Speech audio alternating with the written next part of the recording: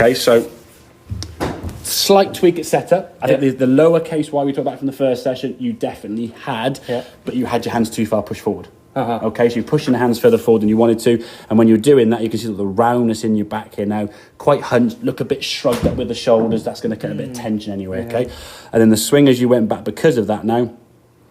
Okay, as you went back here now, a bit sort of lifty as you come in the golf ball here now, not quite hitting the golf ball with a square club face.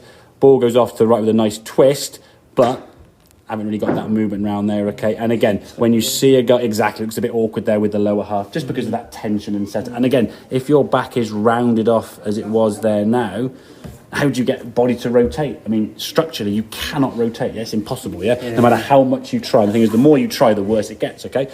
So more relaxed at setup with a better posture. Doesn't mean just stand tall. It means have your back straighter, which you've got there, okay? These are the practice swings you're going to make now. So for every shot, so get that club feeling like it's going more behind you. I didn't realise my wrists were doing that. That's good. That's hinging. And then from there, let the arms drop. Hits the ground way behind the ball because there's no twist. Brilliant. You found the ground down here. Okay, perfect. Okay. Then the next one we do, we then do the same backswing. We had a little bit of twist in it now, so the club's coming back down. We now hit the ground here behind the ball, but still hitting the ground. That's the main thing. Okay. And the club stops there. Then we do the next one, even more twist. The club now hits the ground probably somewhere about there where the ball is, okay? And then twisting through. And then make a full swing with some speed and go. Now you can see that the arms look a little bit tucked up here, and that's when you try. Watch your head. This is, people get told, keep your head down. You try and drop your head down, and yet we still haven't thumped the ground. But when your head drops, what do your arms do? Your arms pull in, yeah? And this is sort of... If you basically take this area here and crunch it up, so you get here, the head goes down, the arm, you're like this, and it's just all locked and tense and tight. So the act of trying to keep your head down and keep your arms straight, physically impossible to do when you do both anyway. So it's keeping your chest and your head up, allow your body to rotate, and allow the arc of that swing to happen. Yeah, we've got to try and understand what body parts are doing what. Yeah, the arms have got a responsibility for doing the element of up and down. And the body's doing that, But if your head is down and your arms are tucked in and trying to stay straight, because that's unfortunately what those people get told, you're going to miss the ground a lot of the time. And then to try and hit the ground the other way, you're going to drop your head down more this way. When your head drops, you hit the ground back in, it bloody hurts. And you go, I'm not doing that again. So then instinctively now you're missing the ground because there's fear of just whacking the ground too hard, So you do the practice swing there now and through. Then we step to the golf ball, okay?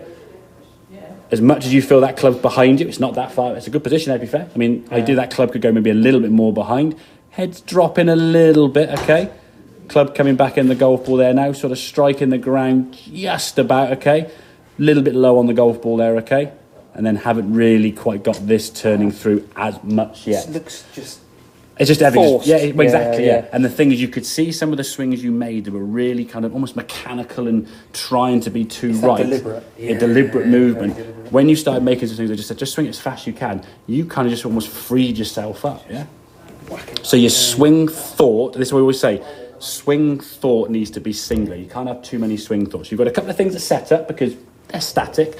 Your swing thought now is that takeaway with the body, getting the club around you, and then your practice is doing that and finding the ground. And just and learn where the ground is, okay? And I think at the moment, if we think of those 3 or 4 swings you make, so if that is swing 1 where you hit the ground way back here, that's swing 1. Swing 2, I think those 2 you've got down to a T. They're great, okay? The swing 3 and 4 where you try to get the club to come down and it pulls in with your arms, 3 is probably going to be where the practice is going to need to be more, but I would still do 1 and 2 to give yourself that feeling step by step. Exactly.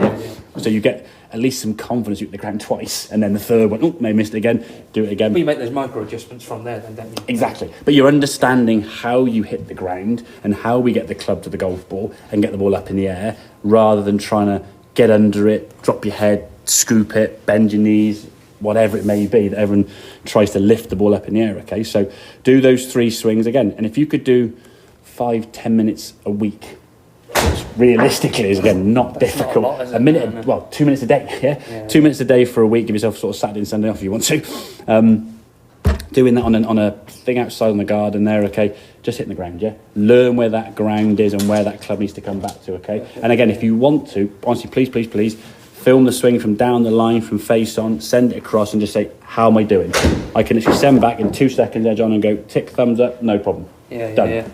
No charge, just keep in contact, yeah? And then if I want to do another one from the thing, okay, yeah, actually, you can. And what you will find is, when this video gets through as you can, when you then film a swing, you'll look at it before you send it to me, like homework, and go, I can't know what's about. And you'll keep doing it until you get a good one. So now you're kind of encouraging yourself to do a better one, to practice it before you send it over to me, yeah? We said the best stuff, don't you? Of course you are, exactly, yeah. But then even with the best stuff, we're still going to see some things we can probably maybe just... And if I just send back and say, yeah, thumbs up, looking great, you can go, okay, I'm doing the right thing. There's nothing worse than practicing, not knowing what you're doing. The wrong thing as well. Practice makes permanent. If you do something over and over again, you get good at doing that. Is that improving your swing? Not really. Does it improve the outcome because of these little tiny adjustments you might make instinctively? Yeah, possibly.